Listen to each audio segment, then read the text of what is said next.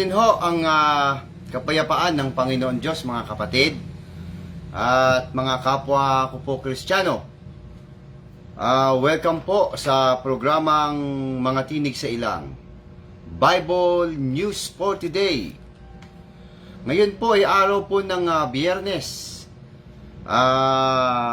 November 10, 2023. Muli, sa pahintulot po ng ating mahal na Panginoon Diyos, tayo pong muli ay magkarinigan, magbalitaan ng mga magagandang balita po na nakasulat po sa Biblia. Ayan. Ang programa pong Mga Tinig sa Ilang, ito po ay, ano na po ito? Tuwing Miyerkules po at Biyernes ng alas 8 po ng gabi. Ito po ay ito po ay, 4 years na po tayong nagsasagawa ho ng pagbabalita. Ano ho? At nung kasama pa po natin si Brother Bert. Ang programa pong Mga Tinig sa Ilang ay biblical na, historical pa, scientific na, may kasama pa pong timeline or good arrangement. Ayan. Ayan, pagka minsan po ay sinasamahan din ho natin ng mathematics, mga kapatid at mga kapwa Kristiyano. Ayan. Dahil ang Biblia ho ay meron din pong numero. Ayan.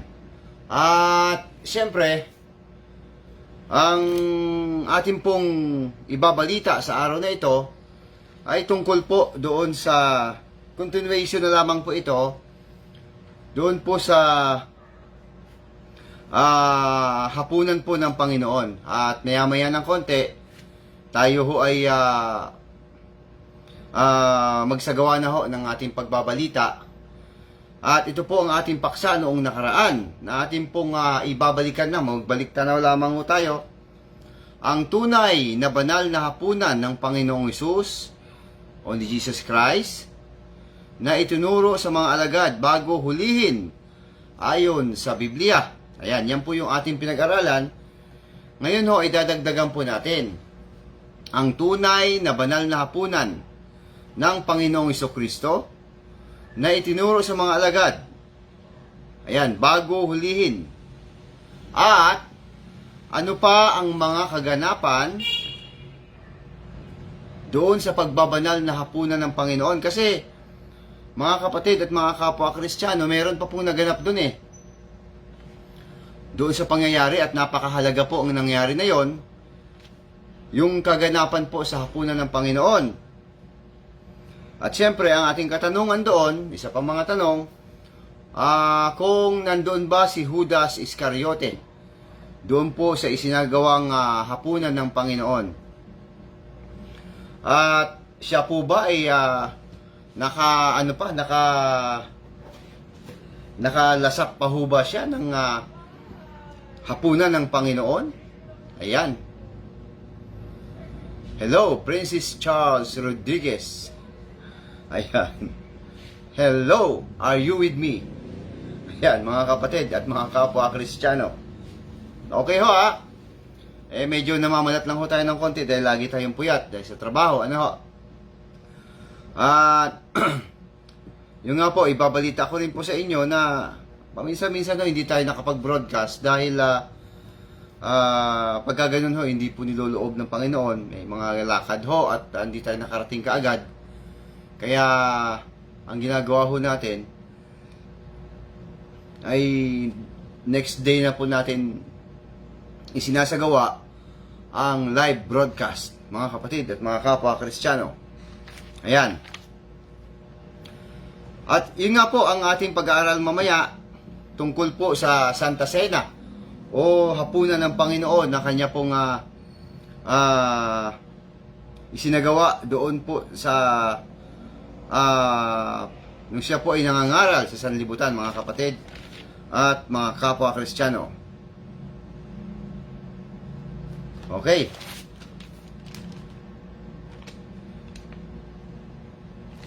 Bago tayo dyan, bago tayo magbalik tanaw, alamin ho muna natin sa Biblia. Ano ho? Kung may katotohanan ba na si Judas Iscariote na siyang nagkanulo sa ating mahal na Panginoon ay nandun ba? Maya-maya pag-aaralan po natin yan.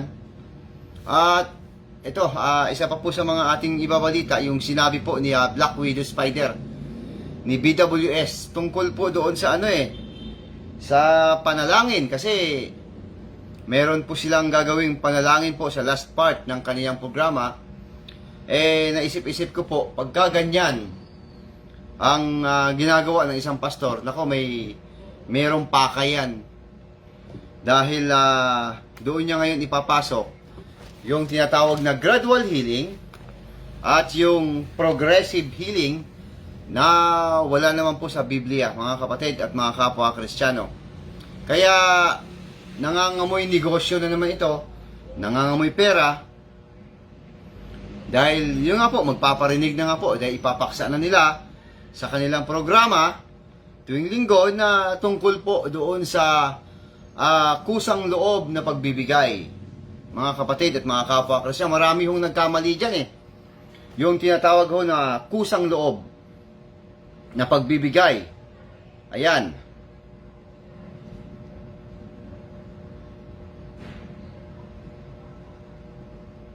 May babasahin lang po ako, mga kapatid, Ayan, kaya para malaman ho natin kung ano ba yung kusang loob na sinasabi po ng Biblia.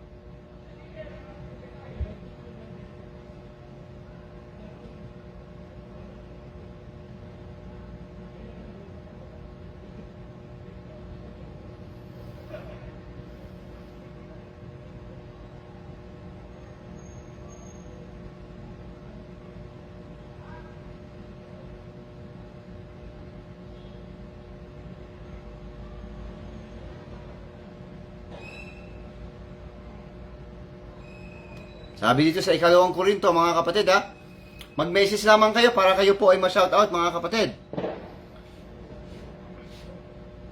Ito kasing nakasulat sa 2 Korinto 9:7. Ito po, pag-aralan muna natin ito at ibalita muna natin ito. Kung ano po ang sinasabi ng Biblia sa 2 Korinto 9:7. Nandiyan po si Brother Oscar Vargas at Princess Charlene Rodriguez, mga kapwa ho natin yung Kristiyano. At sa lahat po ng kanilang mga mahal sa buhay, mga kapwa ho natin yung Kristiyano at Kristiyana. Ayan. Sabi dito, magbigay ang bawat isa sa inyo, o magbigay ang bawat isa ayon sa ipitasyon ng kanyang puso. Huwag mabigat sa loob o dahil sa kailangan, sapagkat iniibig ng Diyos ang nagbibigay ng masaya. So pagkaganon po ang nagbabasa ng Biblia, mga kapatid at mga kapwa Kristiyano, yung tinatawag na kangaroo reading, patalon-talon, talagang madadala ka sa kanilang sinasabi. Dahil bigla lang babasahin sa 2 Korinto 9:7, magbigay ang bawat isa sa inyo, o magbigay ang bawat isa ayon sa ipinasya ng kanyang puso. Huwag mabigat sa loob o dahil sa kailangan, sapagkat iniibig ng Diyos ang nagbibigay ng masaya. So stop agad. Wala ka nang dapat alamin. Bakit sinabi yon? Hindi mo na ba dapat alamin pa ang iba pang mga bagay na sinasabi dyan? Ayan. Yan ang paraan ng mga pastor sa ating panahon, na sila po ay nagbabasa ng isang talata, putol po kaya hindi maintindihan. O, basahin ho natin sa magandang balita. Ganoon din po ang pagkakasabi. Ang bawat isa ay dapat magbigay ayon sa kanyang pasya, maluwag sa loob at hindi napipilitan lamang, sapagkat iniibig ng Diyos ang nagbibigay ng may kagalakan. Ayan, bakit po sinabi yan ni Apostol Pablo sa mga taga-Korinto? Ano ho? Ito kasi ang dahilan. Ayan na naman Ayan na naman itong mga pastor na ito. Yan pong igagawing paksa ni Black Widow Spider sa kanyang programa. Ano ho? Gagawin niya ito.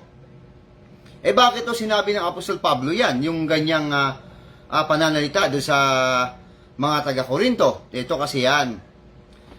Simulan natin sa 1 para ho magkaintindihan. Sabi dito, hindi na kailangan sumulat pa ako sa inyo tungkol sa pagtulong sa mga kapatid sa iglesia. Alam kong handa kayong tumulong, kaya't ipinagmamalaki ko kayo sa mga taga Macedonia. Ang sabi ko'y handa na kayong mga taga-Akaya noon pang nakarang taon, at dahil dito'y lalo silang sumigla sa pagtulong. Kaya't pinapupunta ko yan ang mga kapatid na ito upang mapatunayang tama ang aming pagmamalaki tungkol sa inyo at nang maihanda ang ninyo ang inyong tulong gaya ng sinabi ko. Yan, kung may mga taga Macedonia sumama sa akin ay makita nilang hindi pala kayo handa, baka mapahiya ako at pati kayo. Kaya't pinakiusapan ko ang mga kapatid na mauna riyan upang maihanda ang tulong na ipinangako ninyo.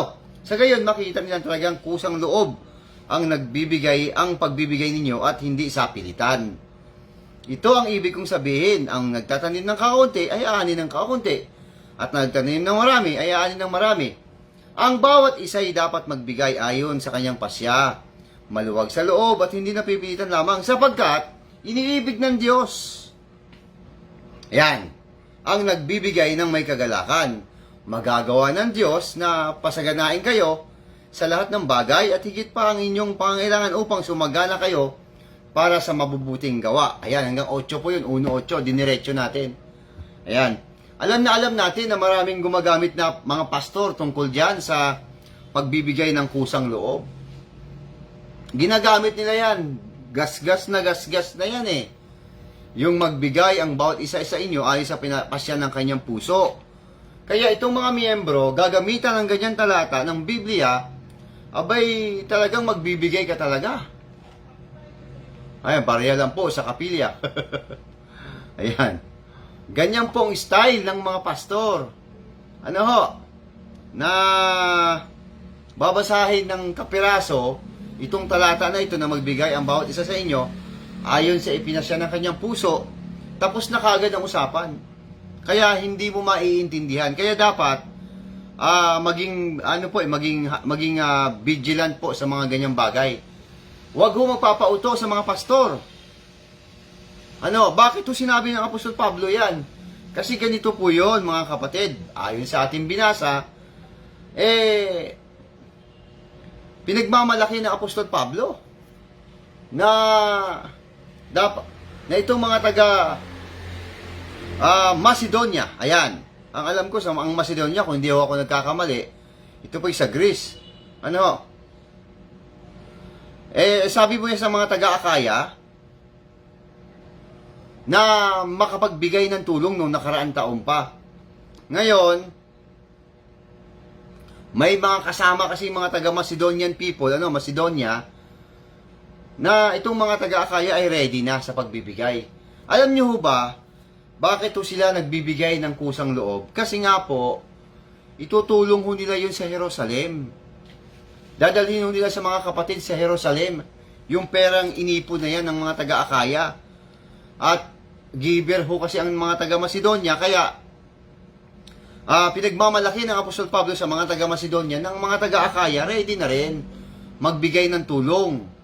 Kaya ganyan ang sinabi ni Apostol Pablo na magbigay ang bawat isa sa inyo ayon sa pinasya ng kanyang puso. Ang pera po na yun, na inipon, o kung ano pa man yan, dadalhin po yun sa Jerusalem. Kasi nakaranas po ang Jerusalem ng matinding kahirapan dahil sa ginagawa po ng Roman Empire, ang mga kapwa nating Kristiyano na nasa Jerusalem. Doon po yun ibibigay. Hindi po itatayo ng kapilya, kundi ibibigay po pinansyal tulong sa mga kapatid. Ayan, yan po ibig sabihin kaya may ganyan. Hindi dapat ginagamit ng mga pastor yan. Hello! Hindi dapat ginagamit ng mga pastor yan, yung talata na yan, para magkaroon sila ng pera, maglalagay sila ng kahon, at ipaparinig yung ganun talata. Basahin natin uli sa 2 Korinto po, 9:7 hanggang 8 po tayo. Ang marami, sabi dito, ayan, Ang bawat isa'y dapat magbigay ayon sa kanyang pasya, maluwag sa loob at hindi napipilitan lamang, sapagkat iniibig ng Diyos ang nagbibigay ng may kagalakan. Magagawa ng Diyos na pasaganain kayo sa lahat ng bagay at higit pa sa inyong pangangailangan upang sumagana kayo para sa mabubuting gawa. Yan, ganyan ang pattern ng mga pastor. Gagawin nila yung ganyong salita ng Panginoon at maglalagay sila ng kahon. Ayan. Tapos ipapantayo ng kapilya, pambabayad sa internet, sa ila, sa kuryente, sa tubig, etc. At kung ano-ano pang pangangailangan ng kanilang pastor. Ayan. Kaya, ito ang gagamitin. Sinabi po yan ni Apostol Pablo. Dahil, pinagmamalaki po niya sa Macedonia, yung mga taga-Akaya, na tutulong na sila sa taga-Jerusalem, ng mga kapwa din niya Kristiyano, mga kapwa nating Kristiyano, dahil nakakaranas po ng paghihirap. Hindi po yun pansarili ni Apostol Pablo. Itutulong din po yun sa mga taga-Jerusalem. Kasi pinapahirapan na nga po. Yan po yung ibig sabihin ng talata na yan, mga kapatid. Kaya, pag may pastor kayo na narinig at ginagamit yung talata na yan po ay hindi totoo na pastor. Ang gusto lang niya pera. At sasabihin, magbigay ang bawat isa sa inyo ayon sa ipinasya ng kanyang puso. Naku, naloko na. Ginagamit ang ganyang talata para magkapera. O ngayon, yan ngayon ang ginagawa ni Black Widow Spider, ni BWS. Ang kanyang paksa ay tungkol sa pagbibigay ng kusang loob. Tapos mayroon na siyang programa na sa bandang huli ay magkakaroon na sila ng prayer, panalangin. Ayan. Alam nyo, yung style na yan, bulok na yung style na yan kasi gagamitin niya yung panalangin para doon sa kanyang tinatawag na gradual healing at progressive healing. Wala po sa Biblia, Black Widow Spider, BWS, at sa mga miyembro mo dyan, ng mga nauuto, ng mga natsubibo. At pagkatapos, dyan sa mga miyembro po ng Andating Daan, MCGI, na nagpaplanong umalis dahil watak-watak na rin ang iba, umaalis na rin. Kung nagpaplano kayo na lumipat kay Black Widow Spider, ngayon, sasabihin ko sa inyo, nagkamali kayo. Ayan, parehas lang yan. Okay, nandyan din po si Sis Opie Miranda. At mag-message po yung mga nandyan para kayo po ay ma-shoutout. Ano ho? Diyan po yan sa Makati. Kapwa ho natin yung Kristiyana. At sa lahat po ng kanyang mga mahal sa buhay, kapwa nating Kristiyano at Kristiyana. Yan po ibig sabihin mga kapatid, na ang dulo niyan, gagamitin po ang salita ng Panginoon Diyos, magbabasa ng kapirasong talata sa Biblia, putol. At yun ang gagamitin pang uto. Yan ang gagamitin pang tsubibo. Yan, kaya ikaw naman ngayon madadala ka sa kanyang matatamis na mga pananalita, talagang maghuhulog ka. Pero wag ka. Para lang yan sa pastor nyo. Ayan. Kaya, binigyan naman natin siya ng Pastoy, style mo bulok. Okay. Ganyan po ang style, ho. Kaya, mabuti na lamang po, salamat sa Panginoon. Meron po tayong programang ganito, mga kapatid at mga kapwa Kristiyano, na nagbibigay po ng maayos na ulat. Let us bring back a good information written in the Bible. Dapat mailabas na natin ang mga maayos at mabubuting impormasyon na nakasulat sa Biblia. Kita nyo, napakasimple lang, Yung ginawa natin, magbigay ang bawat isa sa inyo. Ginagamit ng pastor, yung pala, kaya ganun yon. Itutulong kasi yon sa Jerusalem. Kaya pinaparinggan sila ni Apostol Pablo, itong mga taga-Akaya, na pinagmamalaki sila sa mga taga-Macedonia, na nakaredy na ang mga taga-Akaya. Kaya nagpadala si Apostol Pablo ng tao para just to make sure na nandyan na nga, ready na ang pera o ang itutulong nila doon sa mga taga Jerusalem. Ready na. Kaya nagpauna siya. Kasi baka may sumama ng mga taga Macedonia just to make sure na nandyan na nga, naka-ready na at ihahatid na nila sa mga kapatid, sa mga kapwa nating Kristiyano na nakakaranas po ng kahirapan doon sa Jerusalem. Kasi nga po, pinapahirapan po sila ng mga Roman Empire, ang ating mga kapatid na mga Hudyo doon. Mga kapwa natin tao, mga kapwa natin na Kristiyano na sumasampalataya kay Jesus Christ. Ayan, yan po ibig sabihin mga kapatid at mga kapwa Kristiyano. Nandyan din po si Sister Rosita Rojas. Ayan. Good evening, Brother Vincent. Pag humingi ka ba na Jesus Christ ng pera sa loto, magbibigay ba siya? Kasi tagal ko na humingi, hindi naman ako binibigyan. Loto. Ayan. Ano po yan eh?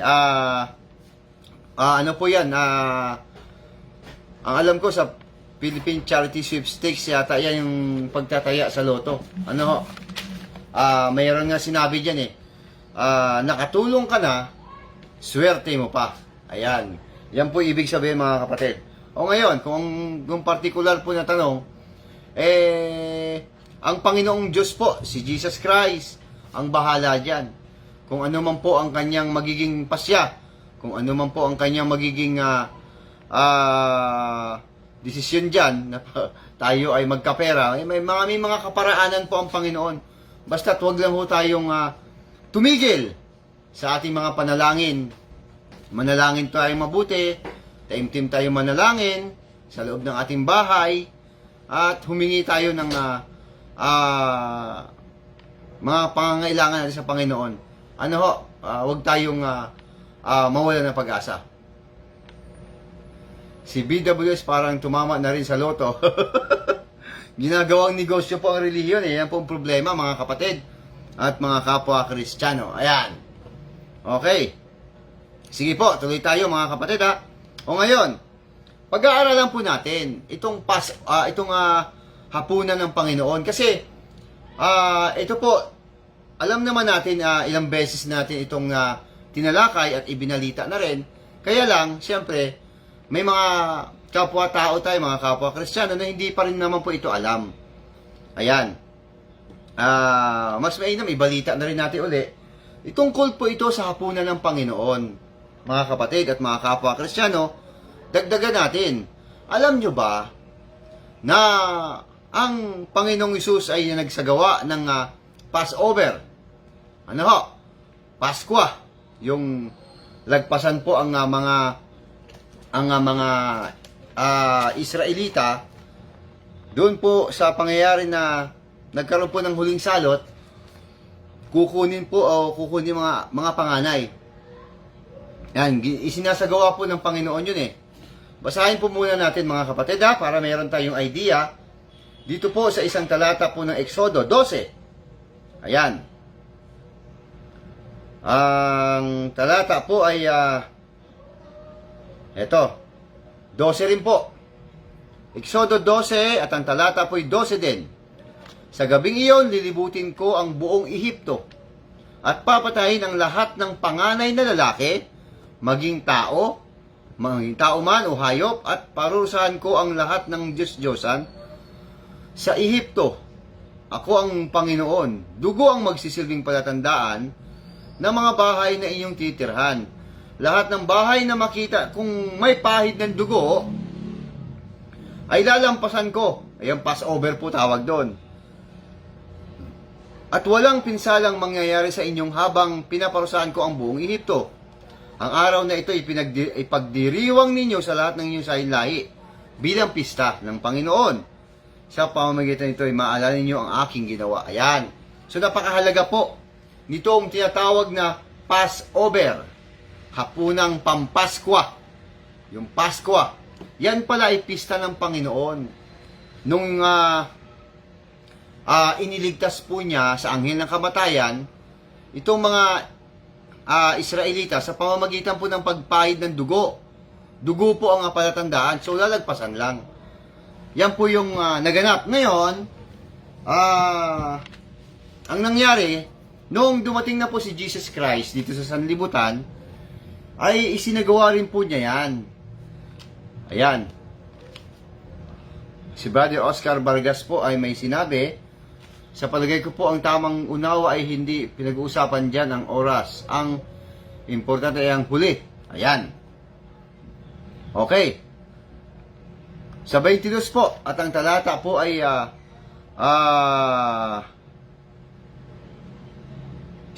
ano ho? Ito ang sabi ng Panginoon. Sumapit ang pista ng tinapay na walang pampaalsa. Isang araw ng pagpatay paghandog ng korderong pampaskwa. Ayan, mga kapatid, ito po ay binabasa-basa lang natin. At baliwala lang po. Kahit mga pastor, binabasa-basa lang. Ewan ko lang kung naiintindihan nila ito. Ang sabi kasi dito, sumapit ang pista ng tinapay na walang pampaalsa. Na siyang araw ng pagpatay at paghahandog ng korderong pampaskwa. Ayan, inutusan ni Jesus ang sina Pedro at Juan, lumakad na kayo at ihanda ninyo ang ating hapunang pampaskwa. Yung Passover po, yung gaganapin nila yung hapunang pampaskwa. Yun po yung binasa natin kanina sa Exodo 12 at ang talatay 12. Yun po yung naganap na lalagpasan lang. Kaya dapat daw ipagdiwang yung bilang pista ng Panginoon. So dapat, isinasagawa nila ito. Kailan po nila ito isinasagawa, mga kapatid? At mga kapwa Kristiyano. Ayan. Basahin po natin. Sa aklat po ng Levitico, 23 po. Ayan. At ang talata po ay 4. Ito po ang nakasulat. Ito ang mga pistang itinakda ko. Ang pista ng Paskwa, nagaganapin sa gabi ng 14 na araw ng unang buwan. Ayan. Kinabukasan ay pista ng tinapay na walang pampaalsa. 7 araw kayong kakain ng tinapay na walang pampaalsa. Ayan. Brother Vincent, ang nangyari ba sa giyera sa Israel? Din, dito sa ayan, di ko gaano maintindihan po, Sister Rosita. Brother Vincent, nangyari ba ang giyera sa Israel? Tamas. May mangyari doon. Hindi ko po gaano maintindihan po yung message, Sister Rosita. Ayan, pasensya na po. Ayan. Ito po, ang sinabi ng Panginoon ay gaganapin ang hapunang pampasko ay 14, ano ho? On the first month of the year. So, ibig sabihin ho, may ano po yun, may petsa. May exact na date at may eksaktong buwan. Unang buwan, so January 14. Ano ho? Yan po yung ginanap. Kung January 14 po, kung kalendaryo natin ang pag-uusapan. Ang kalendaryo po ng mga Ebreo, pumapatak po yung unang buwan ng mga Israelita, Ebreo calendar, ano po yan? Kalahati ng March at saka kalahati ng April. Yan po yung tinatawag na Nisan or Abib. Ayan, kalahati po ng March, kalahati ng April. Sa atin po, January. Yung Gregorian calendar natin. So, gaganapin daw po yan sa 14. So, nagkaroon na tayo ng idea kung kailan hinuli si Jesus Christ. Ibig sabihin, hinuli si Jesus Christ, unang buwan, Abib or Nisan 14. Hello, mga kapatid at mga kapwa Kristiyano. Ayan, yan po yung palatandaan na 14, doon siya hinuli. Basahin natin uli ang 7, 22:7. Sabi dito, sumapit ang pista ng tinapay na walang pampaalsa na siyang araw ng pagpatay at paghandog ng korderong pampaskwa. Ayan, i-discuss natin ito at ibabalita kung ano po ibig sabihin. Ayan. Okay, teka lang. Para mabasa natin ang mga comment ng mga kapatid. Hindi ko gaanong mabasa. Bro, ginanap ang huling hapunan bago namatay si Jesus. Ano po ba ang sabi ng Biblia nang mabuhay siyang muli sa mga patay? Naulit po ba ang pagsalo-salo? Ayan. Yung pagsalo-salo po na sinasabi, ano ho, yung ginawa uli, wala na po yon, hindi na po naulit yon. Maya-maya ho, mapapasadahan din po natin yan. Ito muna, kasi napakahalaga nito. Ito nakasulat po sa Lucas 22:7.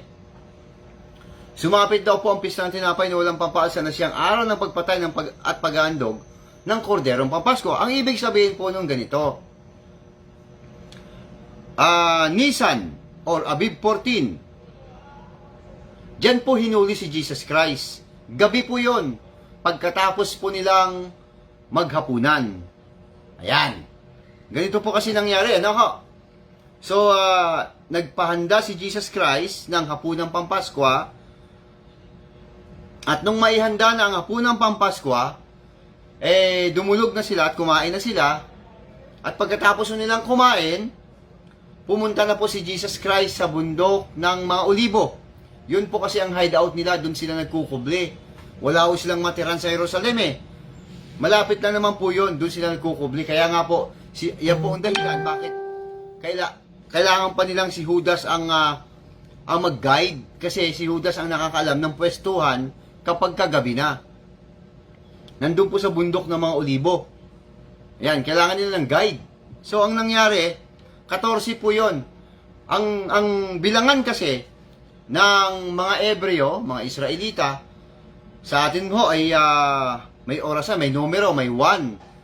Kaya nga po pagkabagong taon, so 12, ikalas 12 po ng gabi, o ating gabi, yun po yung start ng bilang. Samantalang, ang sa Ebreo po, ang kanila pong palatandaan, yung paglubog po ng araw. Paglubog po ng araw, consider na po yon na ibang araw na. Ayan. Kaya, si Jesus Christ po, nagsasalita ng ipaghanda ang hapunang Pampaskwa. Ano ho, maliwanag pa po yung hapon. Ang petsa po ng 13. Kaya ang sabi dito, sumapit ang pista ng tinapay. Ibig sabihin, lumubog na po ang araw. So, naging 14 na. Ayan, so kumain na sila. Kaya, si Jesus Christ, walang tulog, pagod. Ayan, hinuli po siya Kinuha siya at yun na nga, nagsimula na nga po ang ano ni Jesus Christ.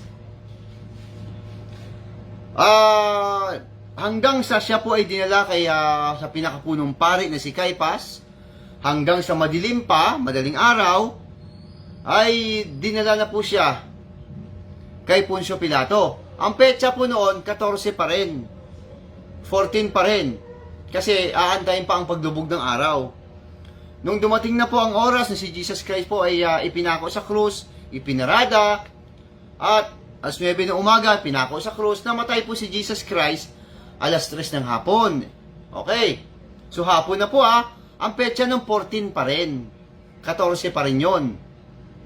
Okay, ang nangyari, dahil ginagawa nila ay kino-confirm kung patay na nga si Jesus Christ, ito pong isang alagad ng Panginoon na si Jose Arimatea. Ano ho? Na siyang nagbigay po nag-request kay Poncio Pilato na kunin po ang bangkay ni Jesus Christ. Ano ho? Ayan.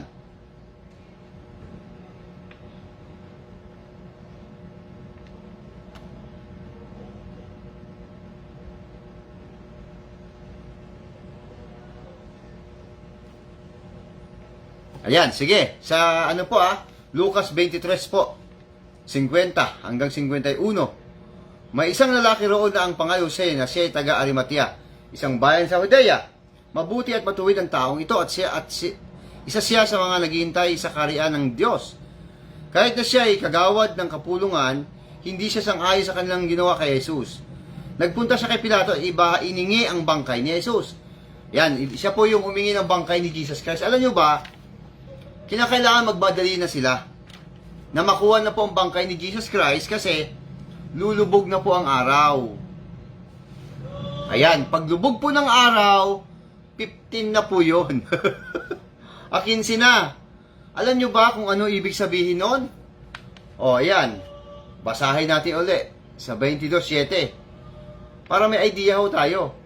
Sumapit ang pista ng tinapay na walang pampaalsa, na siyang araw ng pagpatay at paghandog ng korderong pampaskwa.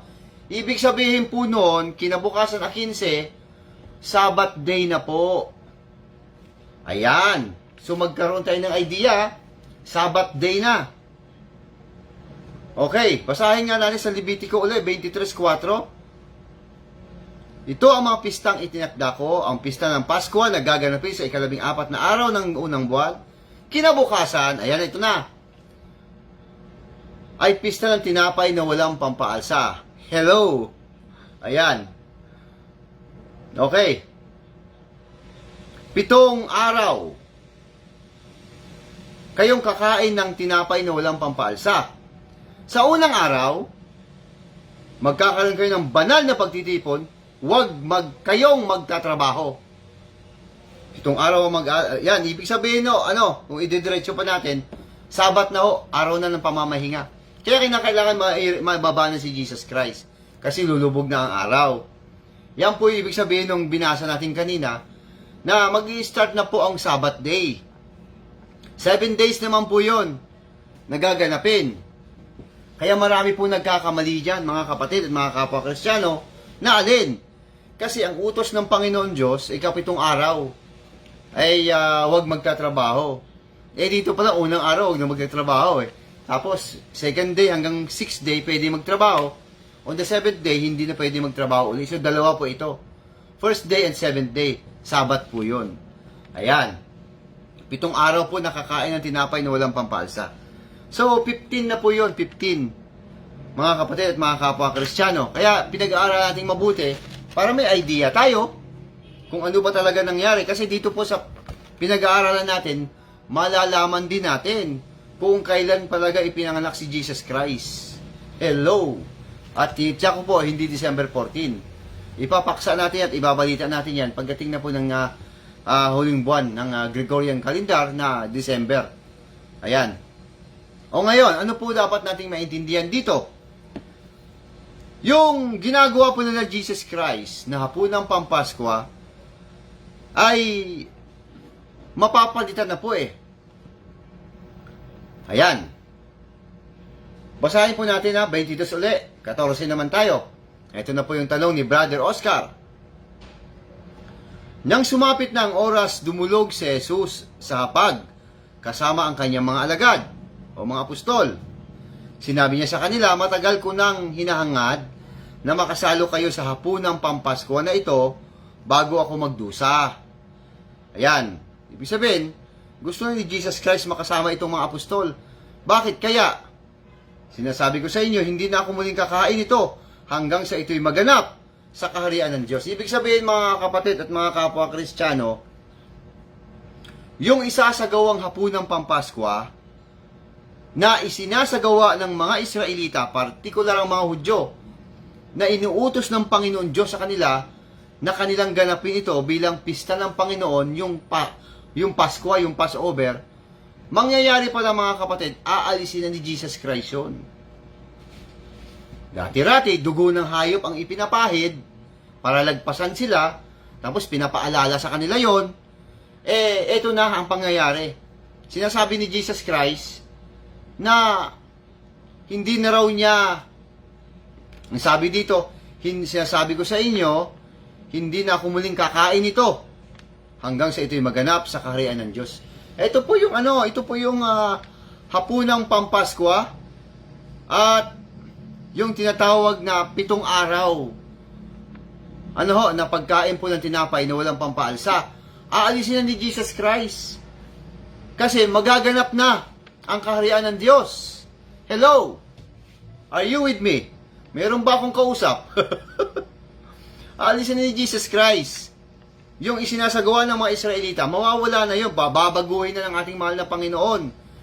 Dugo ng mga hayop, ang palatandaan, dapat ipagdiwang bilang pista ng Panginoon, at pagkain po ng tinapay na walang pampaalsa, sa loob ng 7 araw, mawawala na rin yun.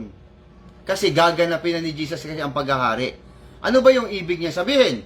Tuloy ang basa sa 17. Ito na ang seremonyas. Ito na yung ginawa ni Jesus Christ.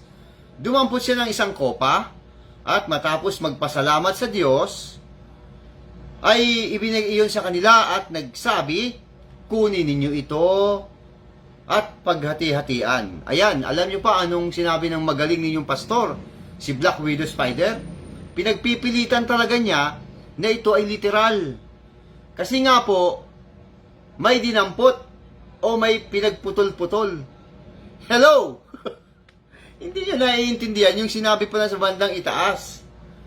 Na sinasabi ko sa inyo, hindi na ako muling kakain ito hanggang sa ito'y maganap sa kaharian ng Diyos. Meron kasing gustong palabasin si Jesus Christ dun eh. Meron siyang gustong i-deliver na maayos na impormasyon. Kaya ito na. Are you with me?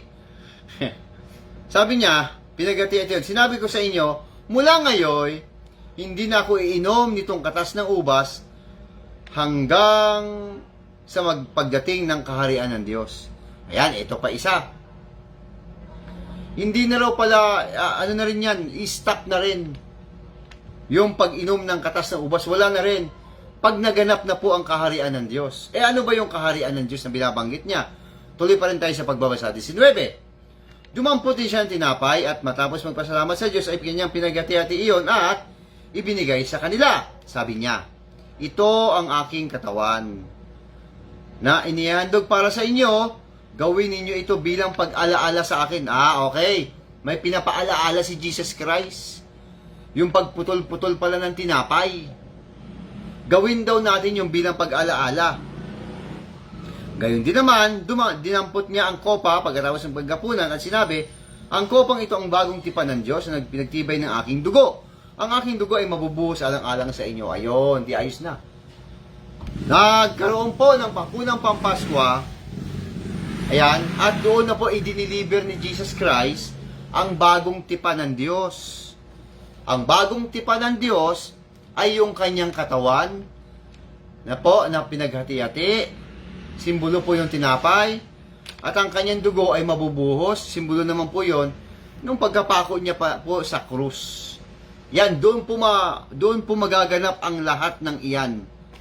Ang pagkapako ng ating mahal na Panginoon sa krus. Kaya niya sinabi na hindi ko na umuling iinumin. Ayan, ang sabi po niya, ulitin natin, ang sinasabi ko sa inyo, hindi na ako muling kakain ito hanggang sa ito'y maganap sa kaharian ng Diyos. Sa 18, ganun din, sinasabi ko sa inyo, mula ngayon hindi na ako iinom nitong katas ng ubas hanggang sa pagdating ng kaharian ng Diyos. So, hindi na siya kakain, hindi na siya iinom. Kasi darating na nga ang kaharian ng Diyos. Ano yon? Yung nga po ang pagkapako ng ating mahal na Panginoong Hesus sa krus. Doon po mapaghati-hati ang kanyang katawan, doon po mabubuhos ang dugo ni Jesus Christ doon sa krus. Yun ang pinapaalaala ni Jesus Christ, hindi po literal, hindi po material. Wala pong material doon, kundi yan ay sinisimbolo. Hello! Dapat po yun, ang pinapaalaala ay yung pagkapako ni Jesus Christ sa krus. Yan po ibig sabihin nun. Hindi na dapat isinasagawa yung magputol-putol ng tinapay na walang pampaalsa, tapos maglagay po ng katas ng ubas dun sa maliit na baso, tapos iinom ang mga kakain po ng tinapay na, tapos iinom, anak ko po naloko na. Walang ganon. Hindi na po yan. Alam nyo ba, ang mga gumagawa nun, walang pinagkaiba sa mga nagpapapako sa krus. Ginagaya nila si Jesus Christ, nagpapako sa krus. Ito rin ganun din. Ginagawa rin nila ito na literal. Wala silang believe kay Jesus Christ pagka ganon. Na ginagawa pa, ginawa na nga ni Jesus Christ, kinuha na nga lahat eh. Siya na nga bahala eh. Tapos ito, meron pong isinasagawang literal, material na pamamaraan. Tapos, kinakailangan talaga na pumunta ka sa bahay o sa mga kapilya nitong mga pastor kasi nandun yung kahon eh. Yun ang mabigat, mga kapatid at mga kapwa Kristiyano. Doble pahirap po sa mga kapwa Kristiyano ang ginagawa nito mga pastor na ito. Kaya wag na tayong maniwala diyan sa mga relihiyon, lalong-lalo na sa ating panahon. Nagsusulputan na po ang mga relihiyon. Yan po ay hindi valid yan. Merong bahid yan ng karumihan. Ayan, pagdating po ng Panginoon, sila po ay babautismuhan sa apoy. Pag nasunog, patay sila, yari.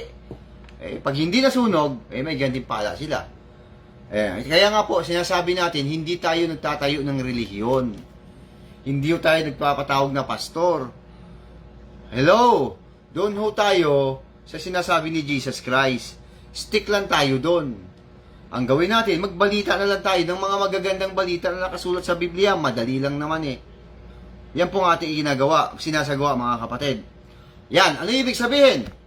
Spiritual po ang hapunan ng Panginoon. At ang kanyang ipinapaalaala ay ang pagkapako niya sa krus. Dapat yun ang alalahanin natin. Wala na pong schedule, walang petsa, walang buwan, hindi tulad nung nakaraan sa lumang tipad sa mga Israel, meron silang petsa. Once a year, every 14. Yan, of the first month of the year. Ito na, wala nang ganon-ganon. Dumating na si Jesus Christ, siya na po ang gumawa nun. Mga kapatid at mga kapwa Kristiyano, basahin natin sa isang talata po ng Hebreo sa 9. At ang talata po ay 12. Ito po ang nakasulat. Minsan lamang pumasok si Kristo sa dakong kabanal-banalan. Ito ay sapat na. Hindi dugo ng mga kambing o guya ang kanyang inyandog, kundi ang sarili niyang dugo upang magkaroon tayo ng walang hanggang kaligtasan. Napakasimple lang Hindi po dugo nung una, kundi isang handog lang ginawa ni Jesus Christ. Kaysa ibigay kay pastor, itulong na lang nila po sa mga nangangailangan. Opo, tama po yon mga kapatid at mga kapwa Kristiyano. Na sa halip, ito mga nagbibigay ng tulong niya kay Black Widow Spider, meron pa pong higit na mga nangangailangan. Siya po, hindi niya kailangan niya. May milyon na po yun sa bangko. Bahay po niya ang kanyang tinatarget na itayo kasi wala siyang bahay. Hello. Ayan. Yan po. At yan po ang kanyang paksay. Kaya nga nagkaroon siya ngayon ng prayer kasi gagamitin naman niya yan para doon sa kanyang gradual healing at progressive healing na wala naman sa Biblia. Kalapastanganan nga po yun sa Panginoon Alam niyo po ba itong mga nagbibigay ng video testimony? Sinasabi ko sa inyo, hindi na kayo makakawala dyan. Bakit? Gagamitin niya ni Black Widow Spider. Laban sa inyo. Wala pong pinagkaiba ang attitude niyan kay Ka Eli Soriano. Parehas lang silang dalawa. Gagamitin yan. Maniwala kayo. Na sa bandang huli, hindi ka na makaporma sa kanya kasi ipapalabas yung video mo na maraming salamat po sa kay Jesus Christ, sa kanyang gradual healing, sa kanyang progressive healing. Nawala na po ako sa ICU. Naloko na. Walang gradual healing, walang progressive healing na isinasagawa si Jesus Christ. Meron marami dyan instant. Karamihan po, halos lahat, instant healing. Gumagaling ka agad. Kasi nga po, ay ang nagpapagaling po nun, mismong kapangyarihan po ng Panginoon. Ayan.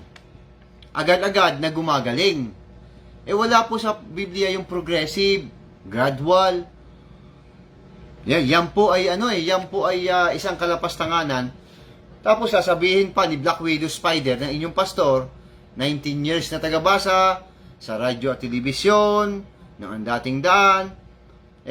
Si Jesus Christ daw kasi may pinagaling, hindi naman kaagad gumaling. Alam nyo, kalapastanganan yon. Ayan. Kasi nga po, si Jesus Christ, kinakailangan na magpakita siya ng mga kapangyarihan para ipakilala sa kanyang mga kababayang Israelita, partikular sa mga Hudyo, na buhay ang Diyos. Merong Diyos na kumikilos, na lumikha ng langit at lupa. Kaya kinakailangan, pag may sakit at karamdaman, kinakailangan na yan ay walang dudang gagaling kaagad. Merong patay, walang duda na muling nabuhay. Para makilala nila si Jesus Christ na nanggaling sa langit yan. Yan ang anak ng Diyos, yan ang Misayas. Kaya delikado po yung ganong prayer na yan. Ako, gagamitin yan. Okay, yan po ibig sabihin mga kapatid ha, na ang ating mahal na Panginoong Hesus ay isinagawa po niya ang hapunan. At pagkatapos ay idinukto nga po niya yung bagong tipan ng Diyos na pinagtibay ng aking dugo, ang sabi po ni Jesus Christ. O ngayon, mga kapatid at mga kapwa Kristiyano, ito tanong. Si Jesus Christ po ba ay nandoon? Si Juan Bautista o si Judas Iscariote, mga kapatid. Ayan. May binabasa kasi ako kaya ayan, ayusin ko lang muna. Ang tanong, si Judas Iscariote po ba ay nandun?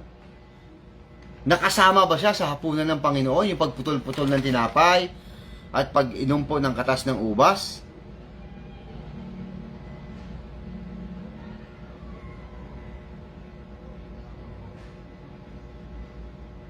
Ayan, may binabasa lang po ako.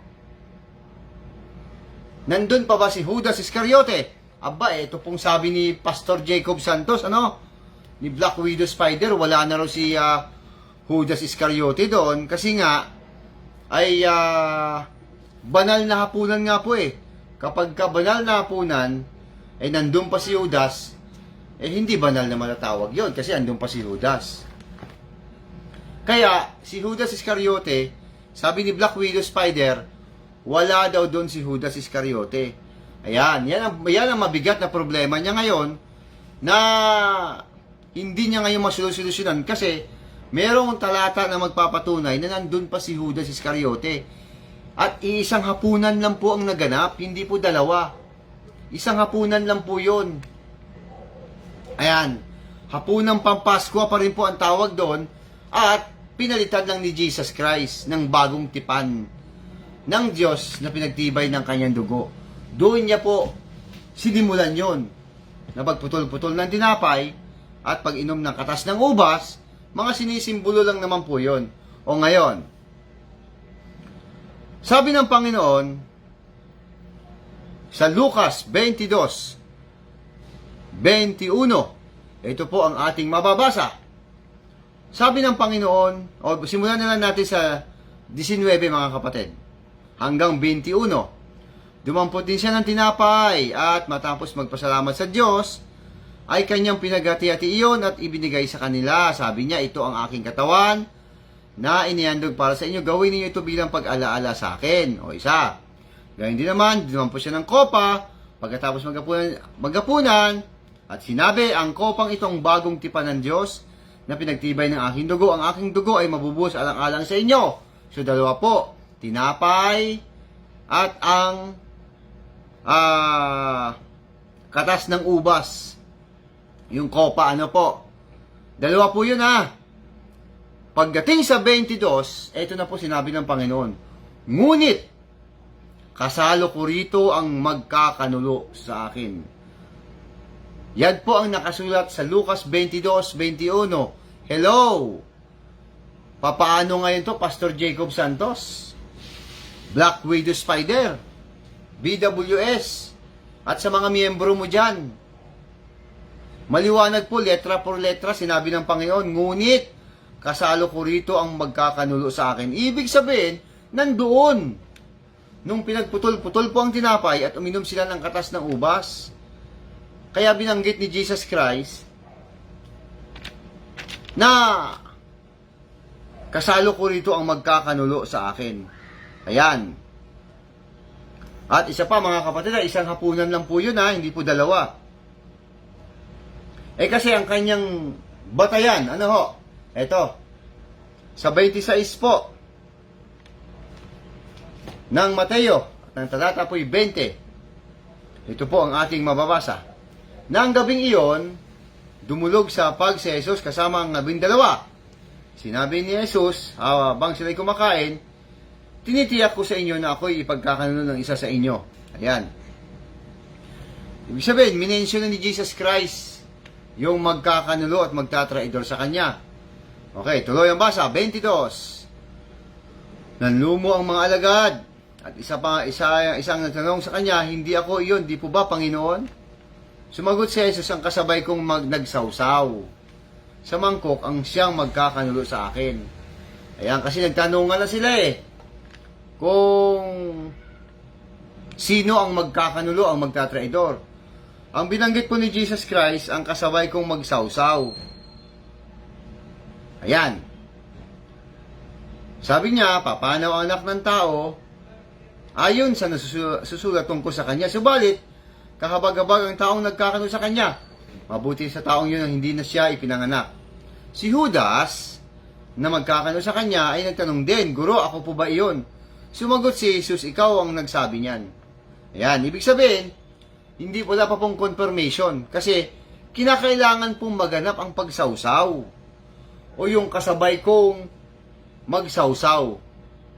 Ayan, para malaman, ma-confirm, na si Judas nga ang magsasawsaw. Tapos sasabihin, wala na raw. Alam nyo ba, itong pastor na ito, lapastangan na ito Alam nyo, pinuputol yung sequence ng istorya ng Biblia. Yan ang nangyayari, pinuputol na. O ngayon, ano po nangyari? Sa 26, ito ang kanyang sinasabi. Habang sila'y kumakain, yan, ibig sabihin habang kumakain, dumampot si Jesus ng tinapay, at matapos magpasalamat sa Diyos, ay pinagati-ati iyon, ibinigay sa mga alagad at sinabi, kunin niyo ito at kali ito ang aking katawan. Habang kumakain, ibig sabihin, ginaganap na raw po ang hapunang Pampaskwa. Ayan. Mga kapatid at mga kapwa Kristiyano. Kaya, nandun pa raw si Judas. Hindi ganon ang pag-aanalisa ng Biblia. Ayan, maliwanag ang binasa natin kanina sa Lucas, nandoon pa si Judas Iscariote. Kasi binanggit ni Jesus Christ O ngayon, doon po sa binasa natin, kinakailangan mabantayan natin yung pagsawsaw. Para mapatunayan natin na nandun pa si Judas Iscariote. Naganap pa niya ang gawain na yon, yung hapunan ng Panginoon. Ayan. Basahin naman natin mga kapatid sa Marcos 14. At ang talata po'y 21. Ito naman po ang ating mababasa. O 18 hanggang 20. Marcos 14, 18 hanggang 20. Ito po ang nakasulat. Kinagabihan, dumating si Jesus kasama ang 12. Habang sila'y kumakain, sinabi ni Jesus, tandaan ninyo ito, isa sa inyo na kasalo ko ngayon ang magkakanulo sa akin. Nalungkot ang mga alagad at ang bawat isa ay nagtanong sa kanya, hindi ako iyon, di po ba Panginoon?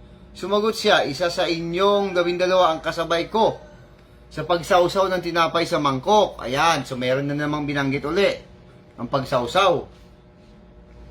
Pagdating naman po sa account ni Dr. Lucas, wala po doon ang pagsawsaw. Meron lang po kay Mateo at Marcos. Kinakailangan kasing maganap ang pagsawsaw kasi yung nga po ang palatandaan na si Judas Iscariote nga po ang binabanggit. O ngayon, mga kapatid at mga kapwa Kristiyano, saan natin ngayon mababasa na nagsawsaw na nga at naganap yung pong pagsawsaw? Ayan, wala kay Mateo, sinabi lang magsawsaw. Wala rin kay San Marcos, ang pagsawsaw, hindi na po natuloy. At wala rin po sa account ni Dr. Lucas. Nasa account po ni San Juan, mga kapatid at mga kapwa Kristiyano. Sa 13 po, mga kapatid at mga kapwa Kristiyano, mahaba-haba siya. Ngayon, eto nang nangyari.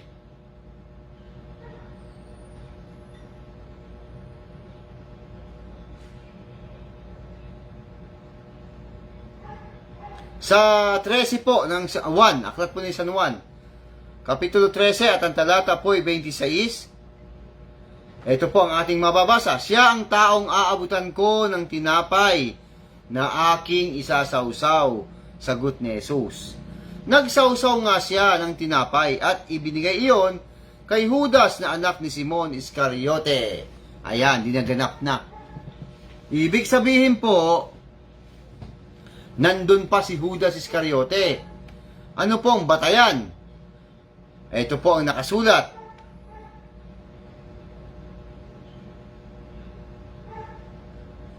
Ito, basahin natin.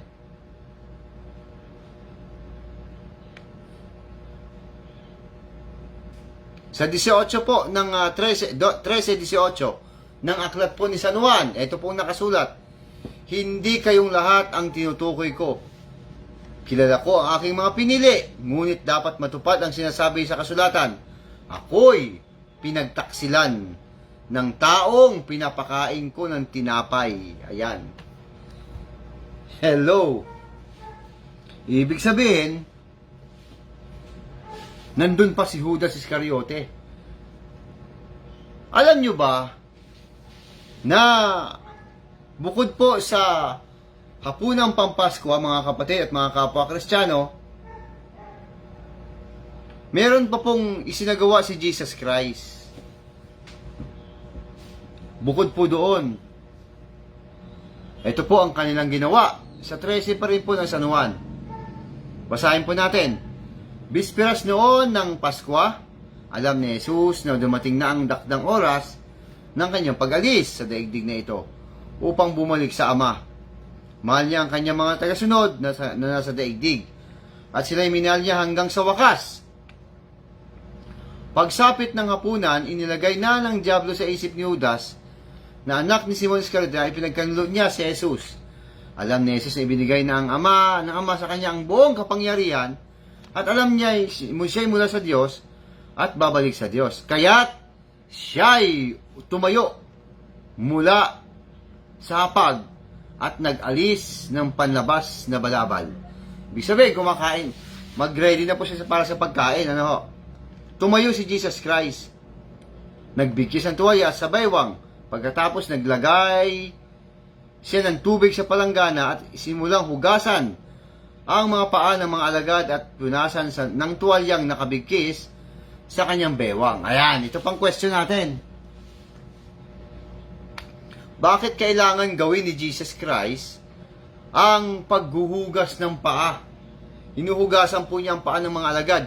Kasi ganito po yung mga kapatid, para may kaalaman tayo. Ang mga Hudyo po kasi, partikular ang mga Israel, bago sila pumasok sa bahay, nakaugalian na po nila ang maghugas talaga ng paa. Ayan. Kasi sinisimbolo nun para malinisan ng paa.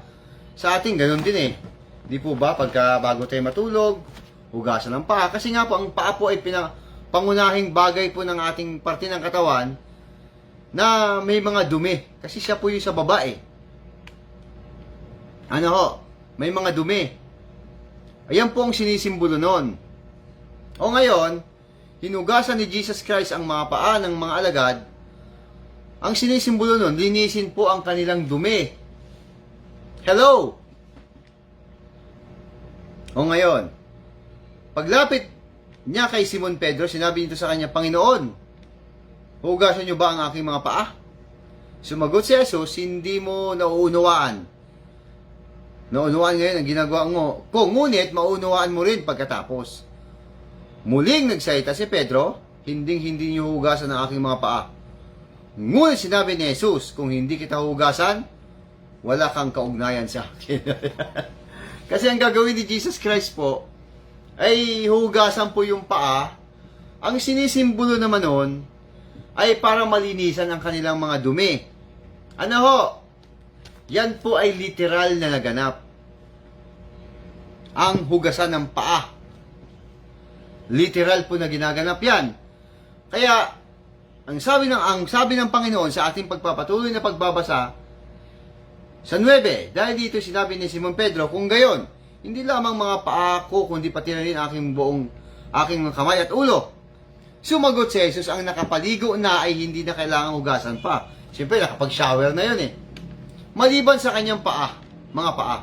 Yan, ibig sabihin, kinakailangan, kahit naka-shower ka na, nakapaligo ka na, kahit malinis na yung paa mo, kinakailangan ka pa rin hugasan ni Jesus Christ ng paa. Tandaan ho natin, ang sinisimbolo ho ng paa, siya po yung lumalakad, siya yung bandang ibaba. Ayan, siya po yung nakakaramdam pag may baha. Siya po yung nakakaramdam pag nakatapak po siya ng hindi ka nais-nais. Ayan. Siya po yung nakakaramdam. Kaya, kailangan hugasan.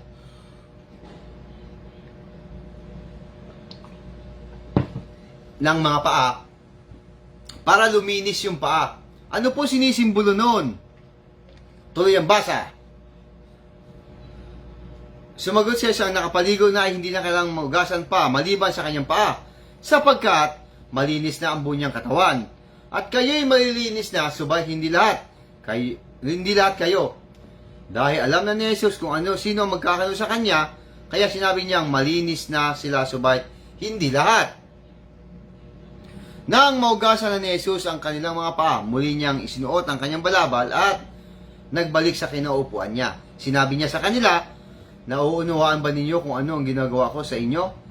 Tinatawag ninyo akong guro at Panginoon, tama kayo, sapagkat ganun nga ako.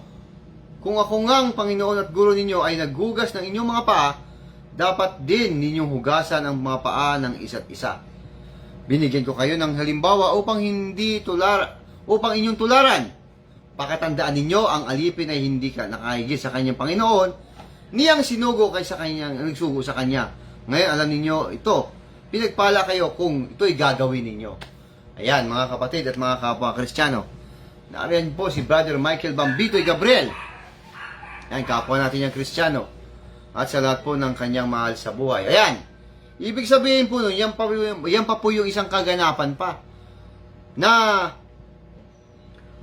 si Jesus Christ naghugas po ng paa ng mga alagad, ng mga apostol.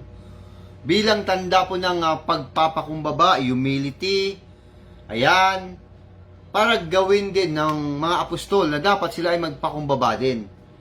Ano ho mga kapatid?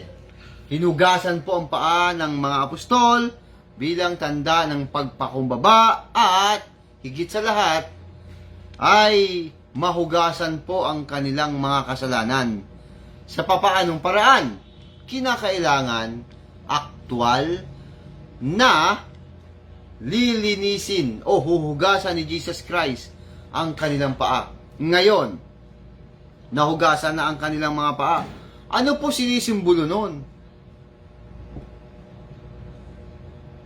Ano po ang sinisimbolo? Nahugasan po ang paa ng mga apostol.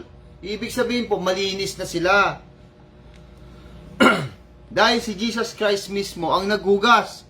O ngayon, nung si Jesus Christ po ay napako sa krus at namatay, at inilibing at muling nabuhay, ayan, ano po nangyari? Kaya nga po, ang kanyang mga apostol, ito po ang magpapatuloy. Kinakailangan magpakumbaba sila kung ano man ang kanilang ginawa. Dahil mayroon na silang, mayroon silang halimbawa na ginawa ni Jesus Christ. Magpatawad pa rin po, maglinis ng kasalanan sa pamamagitan po ng salita ng Panginoon Diyos na panlinis po ng kasalanan. Malinis po ang ating pagkatao sa pamamagitan po pa rin po ni Jesus Christ. Ibig sabihin po, ito po ang ibig sabihin niyan. Pag sumampalataya ka kay Jesus Christ, inaalaala mo siya sa kanyang ginawang sakripisyo sa krus, nahuhugasan na rin po ang ating mga paa.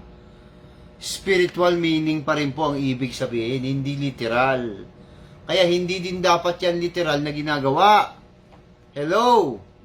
Sumampalataya kay Jesus Christ at pag sumampalataya ka, siya na rin mismo ang naghuhugas ng paa. Yan po ibig sabihin mga kapatid. Yan pa po yung isa sa patunay na mayroon pang mga ibang ginawa. O ngayon, si Jesus Christ, nung magsagawa ng banal na hapunan, nandun pa rin talaga si Judas Iscariote. Bakit? Kasi nga po, doon pa naganap yung pagsawsaw at inabot sa kanya ni Jesus Christ. O, ayan na. Ikaw na ito. Ikaw na ang may sabi niyan. Yan po ang nangyari mga kapatid at mga kapwa Kristiyano. Diyan po sa ating pinag-aaralan ngayon na nandun pa talaga si Judas Iscariote sa banal na hapunan o hapunan ng Panginoon Jesus. Ayan. Kaya mali ang aral ni Black Widow Spider. Sinabi niya, 2 hapunan daw ang sabi niya. Isang hapunan pa rin po ang naganap. Hindi po 2. Ayan, pantasya po yan, pang mental hospital po na aral yun. Nasasabihin mo, 2. Isang hapunan lang po. Hapunan Pampasko pa rin po yun, ang tawag doon, at pinalitan na po ni Jesus Christ ng pangalan. Ayan, ang pangalan na po noon, hapunan ng Panginoon siyempre. Hindi na po hapunan Pampasko, hapunan ng Panginoon na. Kasi inalis na nga po niya yung pong pagputol-putol, yung pagkain po ng tinapay na walang pampaalsa. At siya na po mismo nagputol-putol, sinisimbolo po ng kanyang katawan yung tinapay. Doon po sa krus, mabubuhos din po ang kanyang dugo. Yun naman po sinisimbolo ng katas ng ubas. Lahat po yun ay spiritual meaning po. Tulad po ng paghuhugas ng paa at pagputol-putol ng tinapay, pag inom ng katas ng ubas, mga literal po yun ha. At ang sinisimbolo noon ay ang pagkapako pa rin ng ating mahal na Panginoong Jesus sa krus. Kaya dapat alalahanin po natin siya sa pamamagitan po ng pananampalataya, pagtitiwala sa Kanya, at siya na po ang bahala doon. Ayan, nagutom kasi si Pastoy. Ayan, naloko na. Okay mga kapatid, okay na tayo doon sa ating pong ibinalita sa gabing ito mga kapatid at mga kapwa Kristiyano. Ayan.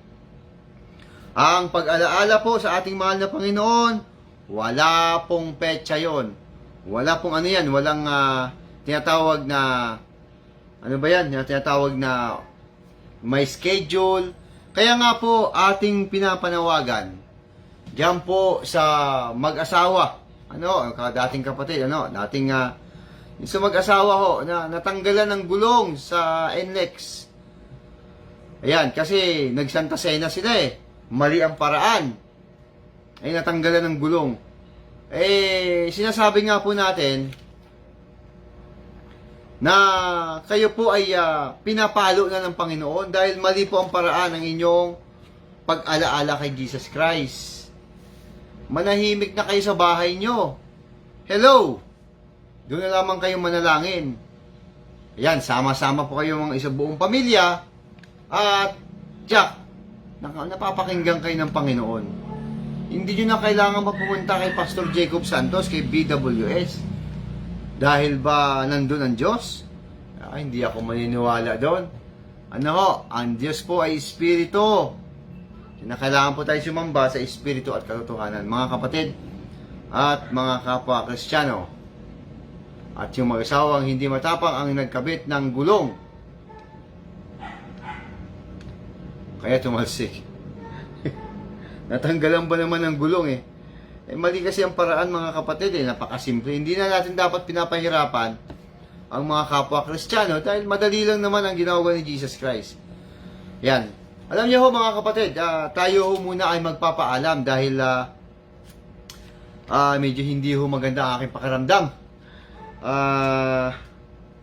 Galing kasi tayo sa trabaho at medyo napapagod tayo. Siguro, kung ipahintulot po ng Panginoon, mag-aral huli tayo, magbalita tayo sa Miyerkules na po. At tayo ho ay magpaalam muna sa pansamantala para ho tayo ay makapagpahinga muna. At ganun pa man, nakapag-deliver naman ho tayo ng dapat ibalita. May 1 oras na rin naman po, mga kapatid at mga kapwa Kristiyano. Sige po, hanggang dito na lamang po ang live broadcast. Si Brother Michael Bambito ay mayroon pong pahabol. Hindi nga yun marunong magkabit ng takip ng electric fan. Ayun, Don po yun, Don. Taga-utos lang po yun. Kaya alam na alam natin, ha? Sige po mga kapatid at mga kapwa Kristiyano, hanggang sa sunod nating pagkikita, huwag kayong mawawala. Paalam!